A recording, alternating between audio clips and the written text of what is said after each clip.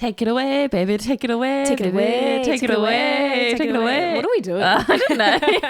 Hello, everyone, and welcome to another week of Just Gay Stuff podcast. I am Jess. And I'm Lauren.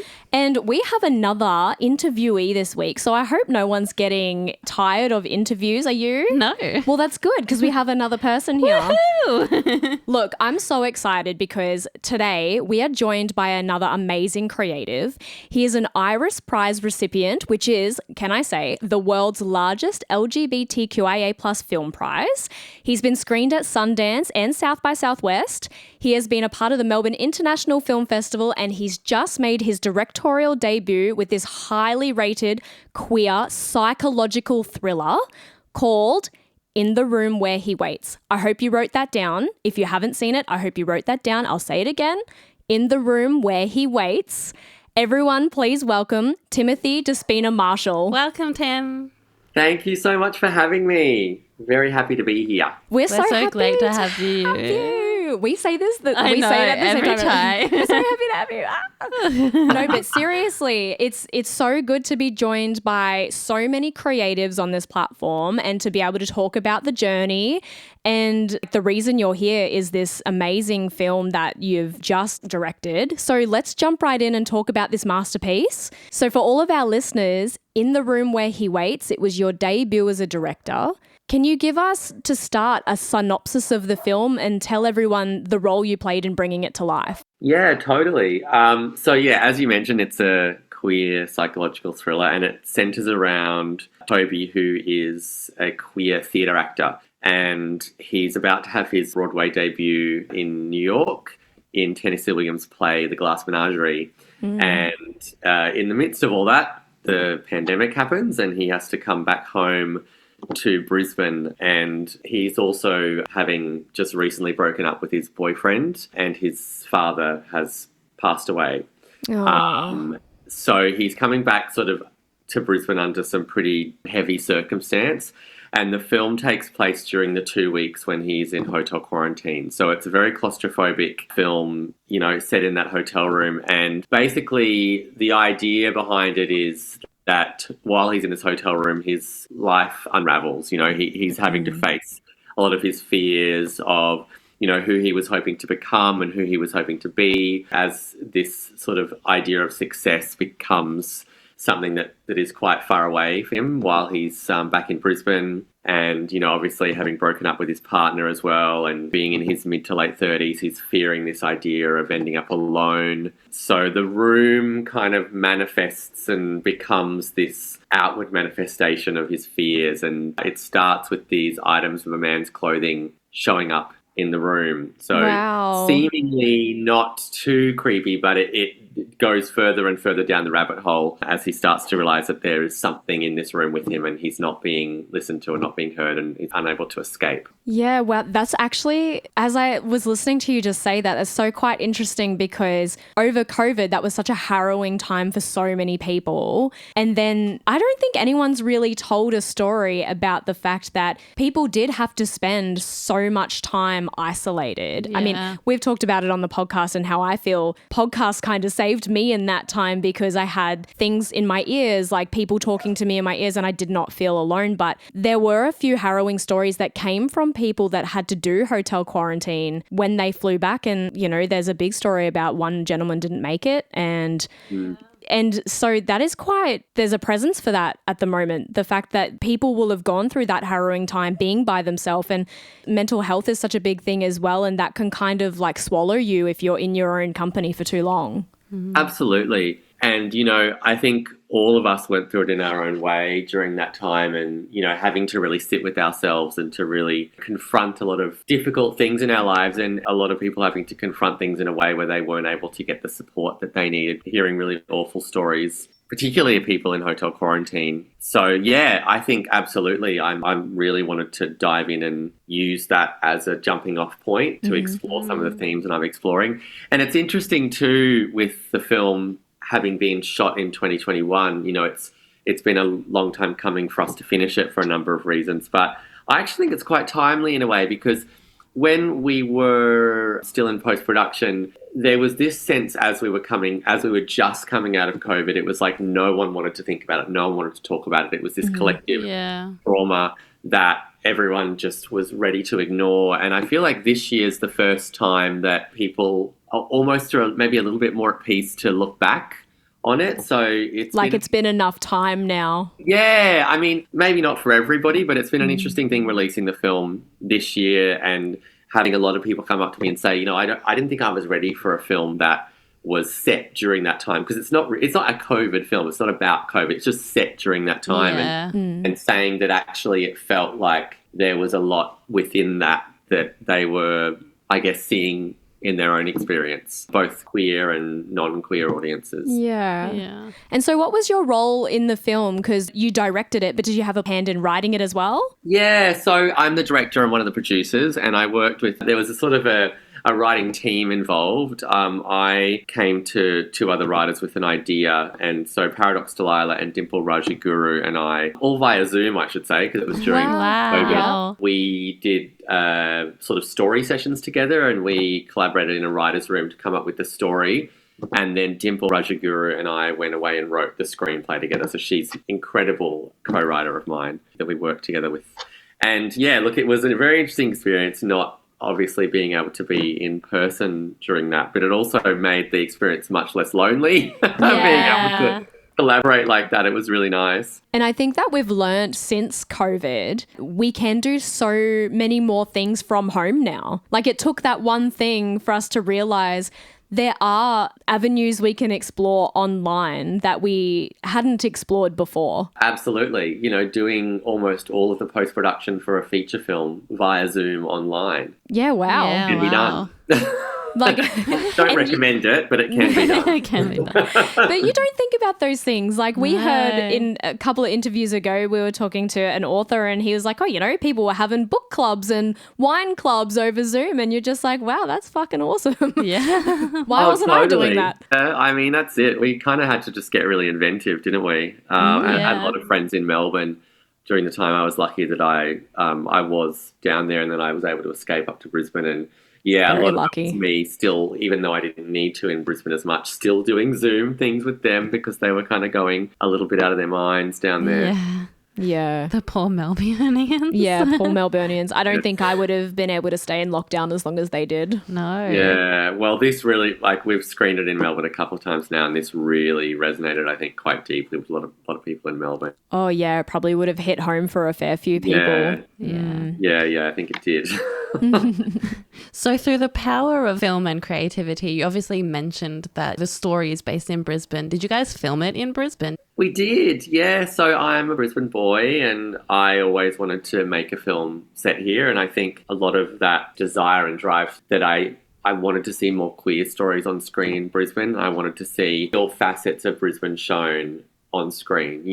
It's not often that we get sort of more art house films in Brisbane either. Often they're sort of more, I guess, I mean, there is a spectrum, but a lot of them can be a little bit more lighthearted, more mainstream. And I think there's a dark side to Brisbane. There definitely is. Explore that in this, and I think I related a lot to having grown up queer in the 90s and early 2000s here in Brisbane. That was obviously not the most easy experience. So, yeah, it was really important for me to kind of imbue that and look at that experience on screen. And look, I love Brisbane, but it's come a long way. I'll say that. So, yeah, look, we did film it here. We were really fortunate to be able to film it all at the Pullman Hotel in the city. They were really supportive of us. So we shot it across 2 hotel rooms there. We had an almost entirely Brisbane crew, which was really amazing. Wow. We had a predominantly queer Brisbane crew, which was That's awesome. And yeah, look, it was great. It was such a beautiful, I guess, local homegrown creative experience. And it was, there was a lot of things that were really difficult about this film, but I think that's the thing that I will always cherish the most is the filming process and how close the crew was able to become and how much of a safe queer space that set was for all of us. And I think that, having worked in the film industry for as long as I have, is quite rare. So it was really cool to be able to create that, and I guess also to create it in Brisbane too. Yeah. And you mentioned you filmed it across 2 hotel rooms. So the whole story is kind of all in one set. Like you don't venture outside of those 2 hotel rooms, right? No. So it's set from, when he enters the quarantine to the, so it's the 2-week period. There's nothing outside at all. And that was very intentional. I wanted it to be very claustrophobic. But it was also really exciting. I think that giving yourself those sort of limits can really expand creativity. And so myself and the production designer, who's also Brisbane-based, Harriet Williams, and the cinematographer, who's also from Brisbane, Ben Copgrove, the 3 of us had a really great time thinking about the design and, I guess how we would kind of film the space in a way that could really be creative and mirror this unraveling that he was having. So we did a lot of stuff with mirrors and different lighting and textures, and it was really a lot of fun. As you said, that gives a definite another dimension to the creativity that you can put into a film because, I think I've only seen that once before with that Ryan Reynolds movie in Buried where he's in the coffin underground. Oh. Have you not seen that movie? No, I haven't seen that. Oh, it's very claustrophobic. So I 100% get what much. Tim said then. But it's kind of in a way gives you that imagination to allow yourself to go outside of what you're seeing and you're imagining what someone else's life is looking like because you're only seeing this one space. It's kind of like reading a book. You have to imagine the rest. Yeah. Absolutely. Yeah, Buried is it's a great example. I mean, I thought that they were very creative with what they did with that film. But very much so. I was leaning on previous references of films that, maybe weren't so much as claustrophobic, but that were very creative with the way that they realized their story and also with the way that they realized their horror. For me, it was always about what was unseen, what was lurking around the corner, what was real or imagined, and using that space in a way to kind of build that tension to a point where it was really, really, really palpable. I think that was what we really were trying to do here, was to make the audience feel like they really wanted desperately to get out of the room. So we were thinking about how we could do that with all the cinematic elements. And I think score and sound design absolutely was another part of that. The score by another Brisbane queer creative, Joseph Twist, was a really big part of thinking about how can we use that to make the audience just feel really uncomfortable, essentially? Yeah. I think you get to play on those, especially in the one space, you get to play on those fears I feel like we've all grown up with. Claustrophobia has always been a giant fear that a lot of people have. And then you have fear of the dark, which a lot of us as kids have still carried into adulthood. Like, if I'm in the right headspace and the lights are out, I'm fucking terrified, man. Totally. Oh my God. I swear to God, I have to really put the film out of my mind when I spend time in hotel rooms now, because it's the creep factor is, wow. You're bringing that to life in everyone else's dreams now. They won't be able to travel again ever.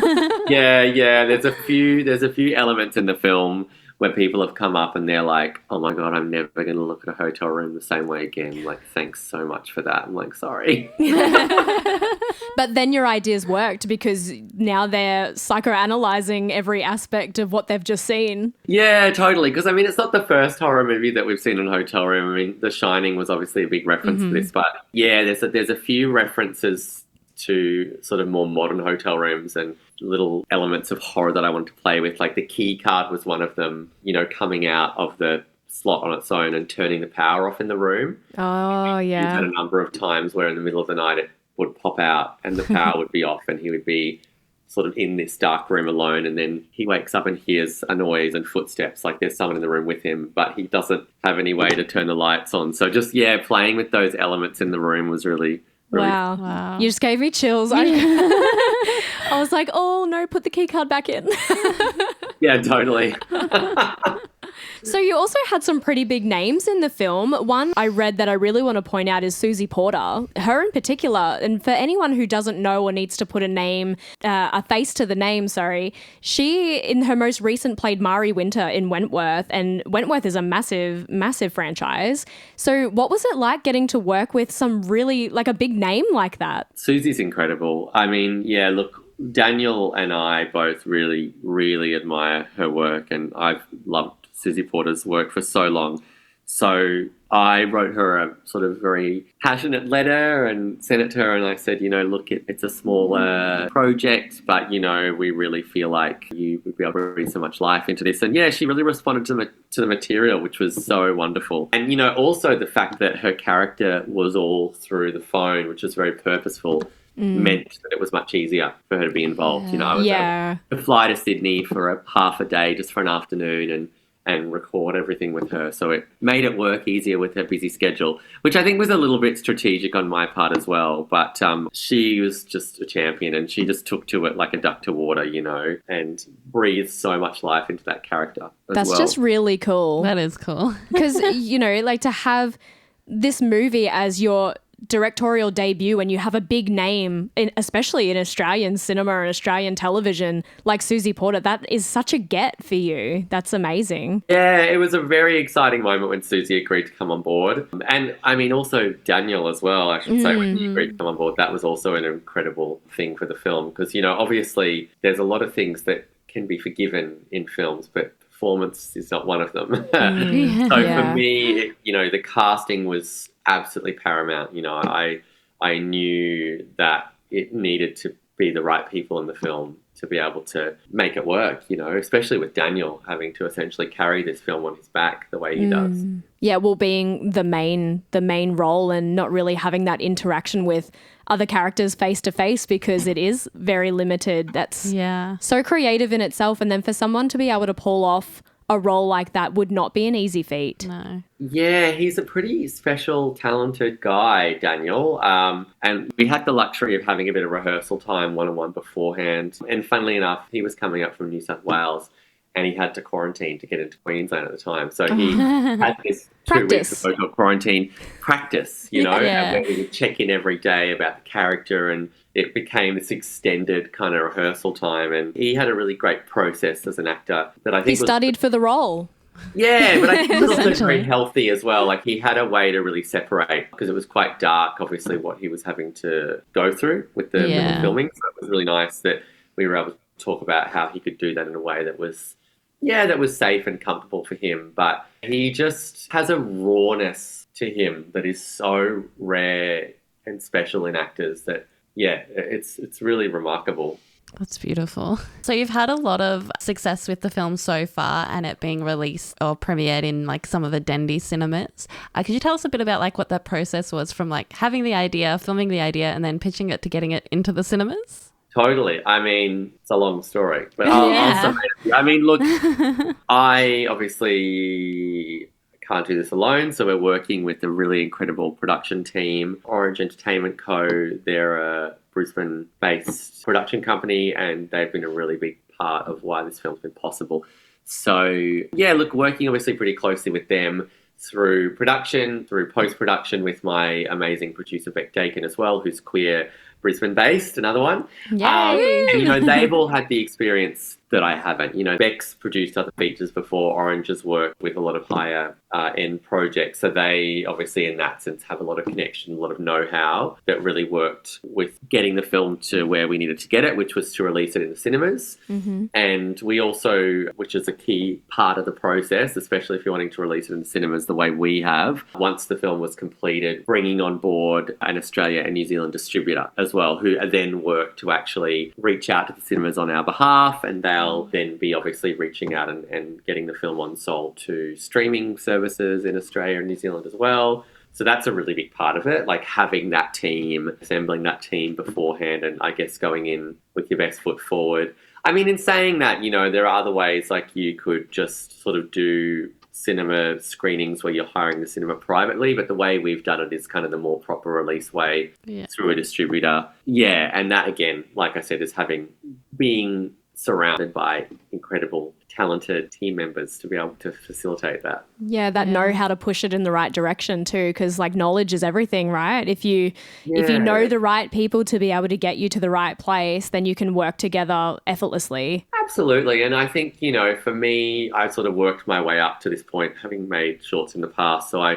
you obviously build your connections as you go. But I think, the queer angle was really important, like bringing people onto the team that connected to the story, that identified as queer or LGBTQIA plus themselves was also important. And then, you know, being a united front in terms of knowing how we wanted to release the film, I think that's also really important. Like, knowing that, you know, we wanted to do a limited cinema release for the movie and that we were all a united front on the audiences we wanted to reach as well. I think it's not just a queer audience that we wanted to reach with this film. And yeah, I think it was great having us all together and being united on that and strategizing about how we were going to reach our audience. And it's obviously also been really lovely getting to connect with the audience too. That's been a big part of it, like doing the Q&A screenings around the country the way we've been doing too. Yeah, that's cool. Really cool. You spoke about before coming out in the 90s and 2000s.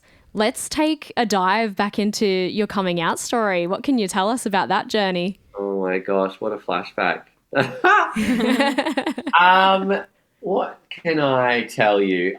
Look, you know, I think everyone has their own coming out story. And I think especially us from the 90s and early 2000s and before that, sadly, there's not often a coming out story that doesn't have some difficulties to it. And you know, yeah, mine was certainly had its share of difficulties. I think there's good sides to it too. I was really creative when I was young, and my mum, bless her, pushed me to do acting classes, and I got involved with the Acting Academy, who I think actually still run classes today. And this Acting Academy became my like sanctuary when I was a teenager, because basically it was all of us like outcasts at the time, you know, who were queer, questioning. All the misfits do drama. Coming out, all the misfits, and we all were just together in this acting group.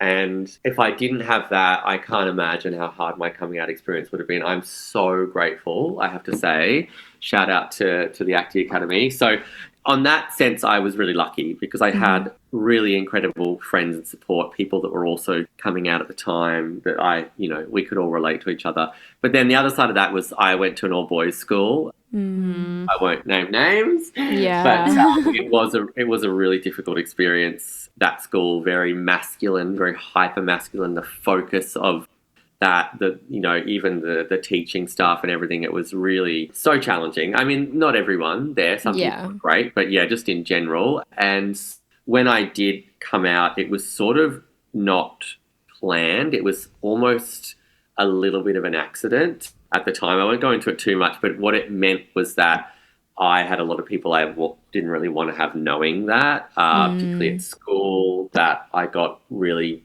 ostracized and bullied from. And then also like in a family context, in a religious context as well. I won't go into it too much because we've done some good healing, my family and I now, but at the time it was super difficult. Yeah. Super difficult. And it's nice when I think back on it now because there's been a lot of healing for me in that space. And you know what? I also think making this film is a little bit part of that. Like, my parents went and watched the film and, they're really big supporters of me now and they're very, very accepting.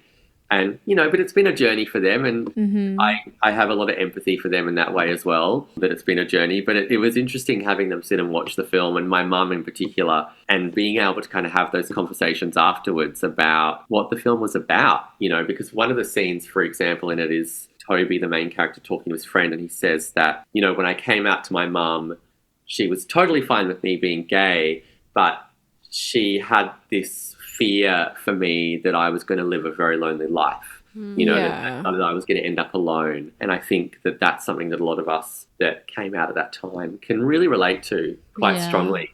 And obviously times have changed, but it was really great being able to, just unpack that with my mum and sort of say, like, it's interesting because that was coming actually from a place of love, fear as well, and a misunderstanding. But, thankfully it's very different now, and a lot of people can see that is far and away not the queer experience at all. Yeah. So, but yeah, a lot of the film was really unpacking that and unpacking the legacy of that, what that leaves with us as people that grew up during that time. And I think for the character having to come back home to Brisbane after being away for so long and not sort of feeling like they connect with that hometown or that space that they were always trying to run away from, and So, coming back to the hometown was having to really confront those fears that they had sort of almost left behind. And I have had that experience. I mean, I'm sort of thankfully kind of well past that in terms of healing, but I think it's something that a lot of us can relate to. Definitely. And I was really interested to unpack it. And what was also really interesting, funnily enough, is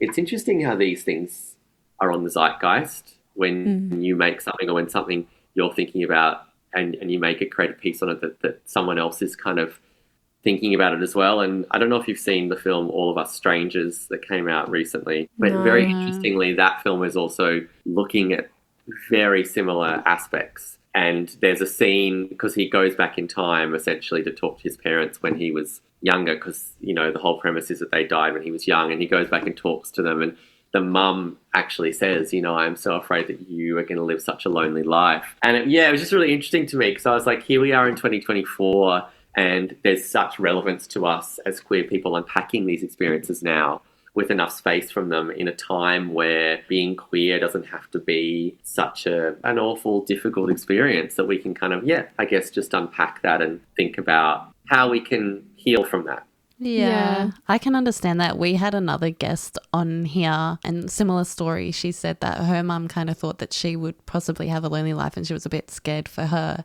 Now they're best friends and have dealt with all of that stuff. So being in 2024, I mean, obviously we all know there's still ways to go, but I think we can unpack in a safer space because there is so much more. There's more education. There is more representation. So it's not a case of a lot of people don't know queer people around them. There are still some anomalies that walk among us that think they don't know anyone queer, but totally. Who are these people? Exactly. But we are living in a safer space where I suppose it is easier to find support networks now than it would have been in the 90s, early 2000s. And then obviously previous to that, it was a lot more harrowing and a lot harder to find yourself in a queer space. Yeah. But I think what's important to take away from how far we have come is if you don't have support where you thought you would have support, you can definitely find it in other places. And it's not a needle in a haystack situation anymore, which is so great. And I think from your story that you just told now, it's really nice to hear that you have gone through that healing and that you do have a great relationship now, even though, it might not have started that way from your coming out story, but that you look back now and go, oh, well, we have come pretty far and you can have a good relationship. It's like we've talked about a reintroduction to your parents. Yeah, it is. It very much is that. And because I don't ever see a point in holding grudges or holding any kind of hate in my heart for things of the past and thinking about how we can move forward. So it's been a really beautiful experience for me to be able to have these conversations and have them openly. And, even just the other week when we had our Brisbane premiere and my parents were there and, my mum brought all her friends, a lot of them were parents of my friends that I had during childhood. And in the Q&A, I was talking about all this stuff and I was like, wow, this is like the melding of two worlds, because I've never spoken so openly about my queer experience in front of any of these people, but it felt like such a crazy full circle moment, because I was like, well, now after all these years you get to maybe hear it and get to understand what it was like for me during that time, because obviously at the time all they saw was someone who was really, I was quite a, how would you say, I acted out a lot. I was a pretty ferocious little teenager who acted out and was a bit of a handful. And I think maybe it put some of that in context. So it was nice to be able to have that full circle moment. It's lovely when art can kind of give us that, I think. Art is like a peek behind the curtain, though, I feel, because it's like someone is getting to see what is in your head, I guess, because you've been able to write it down and put it on a screen and show somebody exactly what your thought process has been, exactly what's gone on with you. And that's the fabulous part of storytelling as well, because we can sit here and identify with another experience that someone else is telling and go, wow, there are so many parts to that resonate with me that I never thought someone else would know. Totally, yeah. And I remember someone once told me like that the specific can be very universal. So in the sense that, this film is very personal to me and a lot of similarities to what I went through, but quite beautifully putting that on screen and then being able to see just, in fact, how universal what my very specific, very personal experience actually is, how much that connects to other people. And so it's a beautiful thing being able to, and actually that's really one of the main reasons I'm a filmmaker, is to be able to speak to people and connect to people through art, and specifically queer people, I will say. My film is for everyone, but it's specifically for the queers, and making sort of content that I think really resonates with us, and not just people that grew up in the 90s and 2000s. I think there's still a lot of relevance to what the film's talking about for queer people today as well. The film also delves into like body image and body shaming, around apps like Grindr as well. So queer men and queer folk that use Grindr, that platform can be very toxic. Yeah. Well, there's a lot of elements that make up everyone's experience, whether it's queer or not. So you can speak to people in a million different ways. Absolutely. I mean, it's been interesting hearing straight people come up and talk to me about their experiences of online dating. Generally, mostly always been women. Yeah. It's no surprise to me at all. Talking about their own difficulty with like body shaming and like image and that dating world. So it's all very relevant stuff. A right place for horror, I think. Yeah. That's really so beautiful. And I love that. I guess I say to all the different creative people that we speak to, a place to present more representation for queer people on screen. So I just wanted to go back a little bit. You said that you were part of the academy? The acting academy. Yes. But have you always been into filmmaking? And where did that journey begin for you? I have, in a way. I was always really creative when I was little. I used to write stories, and I was really into Goosebumps when I was in primary school. I loved Goosebumps. Yes. Oh my God, right. I was obsessed. And I used to write Goosebumps fan fiction. Oh, and I would write them in like folded up A4, handwritten, and then I would get my mum to photocopy them, and then I would go and sell them to kids. Oh, yes. Little, like 10-year-old entrepreneur with my Goosebumps fan fiction. I love that. It was always like, I think that's probably honestly where my love for horror like began, was Goosebumps books. And then my parents got me a camcorder when I was, I think, 12 or 13, and I started making horror movies with my friends.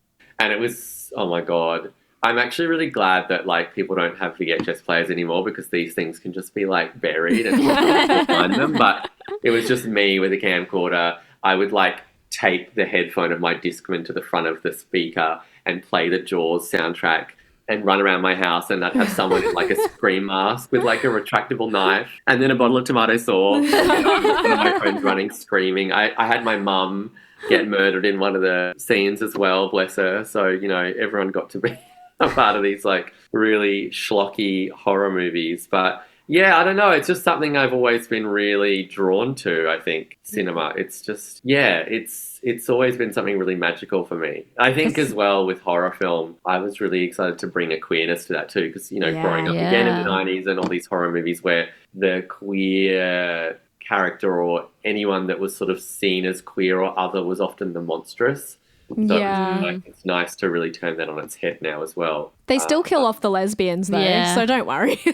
Oh man, come on. The queers, when are we going to step up? We're going to be there in the end. Do you know I know, what I mean? zombie apocalypse, you better bet that lesbian will be the last one standing with a bloody chainsaw. Right. The lesbian saving us all. Running to the lesbians being like, please help me. I think that would be useless, to be honest, but Literally. Super generic question. So there'll be two answers here, I hope. Well, maybe it's the same, but what is your favourite film, and what is the one that inspired you the most to write your first movie? Oh my God, that's such a hard question. I know you sent these questions to me beforehand, but I still haven't. I don't think I sent that one, to be fair. Oh, Total disclaimer. Okay, well, the favourite film is hard. There's a few with this film. There's a few. I'm going to pick Opening Night. So Opening Night is a John Cassavetes film, who is sort of one of the original indie American filmmakers from back in the 70s. It's not a queer film, but essentially it's about a woman she's playing a lead role in a theatre show, and she has a very overly adoring fan get hit by a car the night after she plays in the theatre, and she's haunted by this fan who keeps appearing and reappearing to her. and she essentially unravels while she's, essentially trying to play this character on stage, and the theatre play that she's in is mirroring her life. And the idea behind the film is her really grappling with aging, becoming a has-been and becoming a nobody, essentially. And as a queer person, that really resonated with me. It's Gina Rowlands, probably one of the finest on-screen performances ever. But I think, this character unraveling in this really incredible psychological drama really stuck with me. And also the way that they use a play, which actually was a made-up play in the film, it wasn't a real play, and use that as an allegory. So there was a really mirroring between what was going on in real life and what was happening in the play, which I've always really loved. I love films that do that, like All About My Mother. Birdman's probably a more recent I love Birdman one as well. And I was really super excited to do that, and so lucky that we were able to get the rights to the Glass Menagerie to do that with that play. Wow. That obviously was a huge experience, Glass Menagerie. And just quickly, I'll speak to that too while I'm on it. Yeah, do. It was one of the first plays I ever saw. I saw it in Brisbane when I was, I think, 15, and it was during the tumultuous time I was coming out. And, Tennessee Williams is a queer playwright, and it's a very personal play for him about, kind of escaping his own hometown, but also looking at his sister Laura, it's very autobiographical. It's about his sister Rose, and this idea that, she has this fleeting moment where this gentleman caller comes to the house, and, he calls her beautiful, and she believes for a moment that someone's chosen her and that she's going to have this love and this life that she thought she'd never have because she's disabled. And then at the end of the play, that's all pulled away from her. She finds out that he's engaged, and what she thought, this dream that she thought she could have, wasn't meant to be, and she's left to be alone, essentially seen as alone forever. And, Tom, obviously, the main character, laments that too. And I was so affected by this play when I watched it, with the way that it spoke about loneliness and also the really tragic ending, and it really struck a chord with me with what I was going through, and it's stuck with me for the longest time. So I was really excited to use that play and I guess reinterpret it through a queer lens and use it as a way to unpack, I guess, queer loneliness. So that was really exciting as well. So that's two. Yeah. Oh my God, my favorite film. Oh, that's so hard. There's probably a giant list. Just pick one. There is. Yeah. Oh, let me you know what? When I talk about it with people, I hope this doesn't come across too snobby, but I often like to talk about my favourite films that other people might not have heard of, because then I'm like, oh, maybe they'll see it. Yeah. So I'm going to pick one that people probably haven't heard of, and I'm going to pick a queer one too. Okay. Yeah. Then maybe some people might go out and see it, and it's a really incredible special film. It's called Tropical Malady. Ooh. Okay. It's from the early 2000s. It's from a Thai director, Apichatpong, and I'm not going to say his last name because I'm going to get it wrong, and that would be atrocious of me. But he's most famous for making the film Uncle Boon Me, Who Can Recall His Past Lives, and that won the Palme d'Or at Cannes, I think 10-ish years ago. But anyway, this film, Tropical Malady, is a queer film, and it's actually really hard to put in words, this film. It's part love story, part fable in a way, if you could say that. It just goes to this really incredible place that you just would completely unexpect. And watching that film is like a spiritual experience, I swear to God. It's, I kind of don't want to say too much, but if anyone is interested of your listeners in checking it out, I think they'll be very rewarded. And just to I always say with this film, you just got to go with it. It's quite slow, his work, but it's so rewarding, and it's I think there'll never be another queer film like it. I don't think. It's really singular. Well, now you've got me intrigued. I was going to say we'll add it to the list. Yeah, you should, and stick with it. It's slow, but like I said, it takes you to this really rewarding place by the end. It's quite amazing. That's okay. It's good because it's one that Jess and I have not seen, either one of us, because there's a joke that's gone on between us and our relationship because Jess hasn't seen so many movies. I'm the worst. I'm a musician. I've never seen Grease. I've never seen The Sound of Music. I've never seen Mary Poppins. The Sound of Music. No. But it's all those films that everyone's I've never seen The Wizard of Oz, shoot me. It's all these films, and people are if you're going to be cultured, you have to have seen at least these. And I'm guess I'm not cultured. Oh, no, you are. I mean, yeah. Take The Sound of Music off your list. I don't. Well, it's not on the list, to be fair. Good, that's good. I have a reason, though. I was like, as a kid, I knew what I liked, and I just watched The Lion King back to back for 10 years. Mate, I hear ya. I did that with Charlie and the Chocolate Factory. Oh, see, I've seen that. That's a brilliant Yeah. movie. Yeah. Yeah, we wore out the VHS tape of that film, my sister and I. I just kept waiting for that one family holiday where my mum was like, we're going here this year. And I was just hoping it was a place where everything was edible, and it just never came. Oh, no. Oh, will that ever come? I'm just waiting still for like traumatized. someone like Cadbury or something to be like, and we've made an edible room, I which know. would be Oh my very God. unhygienic, but I would still be here for it. I'd still be there for it Amazing. as well. So we've spoken a lot about the film that's currently playing, but what is next for you as a director? Do you have any other projects going on? Of course he does. And I do. I have a few percolating. Ooh, All queer projects Yay. love it. in sort of various stages of development. I'll just give you a quick little Spill the sneak tea. peek of a couple of them. One of them is actually about a young queer boy who is told by his religious education teacher in school in the late 90s that he's the second coming of Christ. And this, I guess, like really wild unraveling that this kid has at the end of the millennium, grappling with his queerness and also maybe being Christ. So yeah, that's one of them. That's really That's cool. cool concept. Yeah. You've so intrigued that- me straight away. Yeah, and it's really exciting. It's quite epic in its scope. It follows this kid from teenage years to his 30s, and then the final part of the film is when he's in his 80s, Wow. the end of his life, and this kind of journey of this kind of queer Christ character, if you will. Yeah. So yeah, really excited about that one. And then the other one is another sort of claustrophobic film. It seems I can't quite get away from these, but it's set entirely in a nightclub, set in one night in a nightclub. And the idea is that it's going to be this very intense kind of almost roller coaster ride of a toxic gay narcissist unraveling over the course of a night in a nightclub. And Wow. I guess, Wow. again, like, yeah, looking at that aspect of being a gay male and body image and that whole scene as well around body image and how that can sort of take quite negative effect. So yeah, I wanted to kind of dive deep and explore that a bit more. Do you think you'll film that one in Brisbane as well? Not sure. That's really early days, so we don't know where. I'm not sure where either of them are going to be filmed yet. To be honest. Cool. Because I was like, gay nightclub in Brisbane, the beat. Oh mate, memories. The memories. the whole film will just be like, can you escape Cockatoo Club to get to Crystals? I know, the Cockatoo Club upstairs. Look, my favourite memory of the Cockatoo Club, shout out to other people that will remember this from like back in the day, was when they had the dollar drinks on a Thursday. Oh, yes. And they would have like a 4 drink per person Yep. maximum. So Yep. we'd all go up and get the 4 drinks, and our table would just be littered with these vodka oranges and like one straw, and we'd just be going in between each drink. I love The that. bartender always knew what we were up to, but they didn't give a shit. It was the Nah. club, whatever.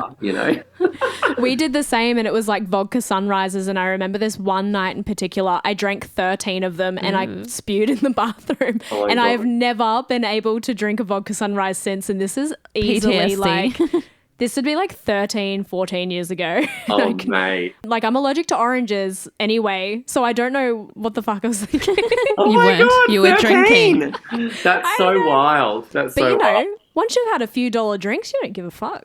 I know. It was that, and it was the $2 cocksucking cowboy shots that you get the RGs. Ugh. I could never. Even the thought of it makes me want to spew. Yeah. Never again. We've all grown up since. Have we? So before we take off and let you go, I have another harrowing question, which might be a bit of a thinker, but Okay. in your ideal film, who would you cast as 2 main actors if you had to pick? Wow, that's super hard. Oh wow. I mean, I think I'm just gonna just pretend. I'm gonna not think about my actual projects, and I'm just gonna Yeah. talk about. Throw 2 on the table. That's really hard. I mean, the first person that comes to mind easily is Julianne Moore. Oh, Oh, I love her. Hands down, Julianne Moore. I mean, there's a lot of amazing women in that category, but Julianne Moore for me is just sublime. I mean, and she's so kooky and brave with some of the roles that she's done. I would She's love. done a few psychological thrillers, hey? Yeah, she's just one of the actors that isn't afraid to go there, and she makes really brave choices, and I love that about her. So Definitely Julianne Moore. And then the other one, do you know what? I might pick a more recent one. I'm going to say Hunter Schafer. Oh, I love Hunter Schafer. Hunter Schafer. Yes. I feel like we haven't seen what Hunter Schafer is truly capable of yet. Yeah. You know what I mean? Like, we've seen Hunter Schafer incredible in Euphoria and like starting to pop up in other films, but I just feel like there is an amazing depth and breadth to what Hunter is capable of. And I'm just like really excited to see the trajectory there. So that would just be it. I would actually love to see Hunter Schafer in a full deep psycho thriller. I think that would be fabulous. Yeah. I think there's one coming out. I can't remember the name of it, but there is something that is, I think, quite horrific that's got Hunter Schafer in it coming out soon that looks really cool. So Yeah, there you go. we'll have to Maybe look out get your wish. Awesome. Oh, well, thanks for talking with us today, Tim. Such a pleasure. Such a pleasure. Just quickly, after all of your screenings are ended, where can we watch In the Room Where He Waits? That's a great question. Listen, we don't have an online release yet for the film. It's very much a case of watch this space. But I would say to everybody, the best thing to do would be to go to our Instagram, which is at In the Room Where He Waits. Nice and easy. Follow us on there, and all information about where the film's going to be seen will be on our Instagram. You know, where we're going to be going overseas with festivals soon, and then, yeah, certainly it'll be coming to streaming services in Australia. So that'll be the place to keep up to date. That's so exciting. Amazing. And we'll put that in the show notes as well. We'll put your handle and In the Room Where He Waits handle so that everyone can jump onto socials and make sure you're following these awesome Yes. queer creators and queer projects. So we'll do that for you, and we'll be sure to push it on our socials as well. So we'll keep up to date with you. Brilliant. Oh, Jess and Lauren, you guys are amazing. This is No, thank so you. lovely. You're amazing. If we didn't have queer creators, we wouldn't be able to talk to anybody. Yeah. So Totally. you keep this show going. Mate, I'm going to be an avid listener. I mean, if there's anyone else coming in talking about reminiscing about Brisbane queer times, I'm so here for it, because I feel like I Yeah. haven't even, like talked about things like that in so long, and the Cockatoo Club and the dollar drink and all that fun stuff too. Oh my God. I love Anyway. it. Take me back. I was 10 years younger. Well, yeah. Maybe that part, yeah. If I had the knowledge I had now, definitely wouldn't have drunk 13 drinks. Wow. Yeah, take out the orange juice. Yeah, that too. All right. Well, thank you so much for being with us, Tim. Such a pleasure. Thank you. Have a you. wonderful rest of your evening. Thanks. You too, guys. Thanks, Tim. Bye. See you later. Bye. Tim is awesome, everyone. Tim is awesome. So, In the Room Where He Waits is Tim's movie. As we said, we'll put all of the info in the show notes. Yes. It is really important that everybody jumps on all of these really cool creative things coming out of Brisbane, because we're always getting fed all these things from Hollywood. Everyone, there is so much cool shit happening right here at home. Support your local artists, support your local filmmakers, support your local drag queens, support your local creatives, Support your local queers. support your local podcast. Thanks for joining us on another week, everyone. Yeah. And until next time, remember to Stay gay, motherfuckers. I'm talking about, you're talking about, we're talking about just gay stuff. Thanks for joining us on another episode of Just Gay Stuff. Make sure to follow us at Just Gay Stuff Podcast on all your socials, and write to us with your stories at justgaystuffpodcast@gmail.com.